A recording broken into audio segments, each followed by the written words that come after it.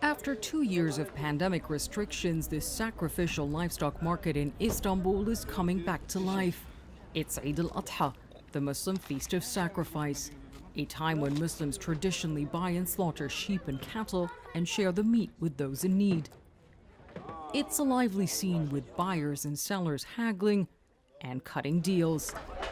Despite the jubilation, the state of Turkey's economy is making it hard to celebrate. With skyrocketing inflation, sellers say they're struggling to keep up. Feeding them is expensive, he says. The cost of medicine, trucks to come here are expensive. And there's the rent we pay for this place. Business is getting harder, he says.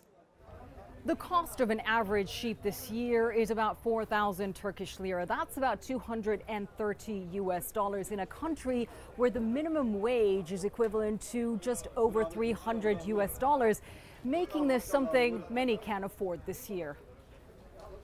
Erdogan Gok is here with his grandchildren to buy a sheep. It's a tradition he wants to keep alive, but he says this isn't a pleasant Eid. Rising costs left him no choice but to shutter his business last week and lay off his 20 employees. Over the past 26 years in my business, I've witnessed every crisis, he says, but nothing like this. It's like a fire burning people. That fire is Turkey's worst inflation in more than 20 years. The official rate hit nearly 80% in June, but many believe in reality it's much higher than that. The government's raised the minimum wage twice since December, but with the cost of pretty much everything continuing to rise, people say it's impossible to keep up. The cost of food, everyday staples, has nearly doubled in a year, making the traditional sweet delights of Eid out of reach for many.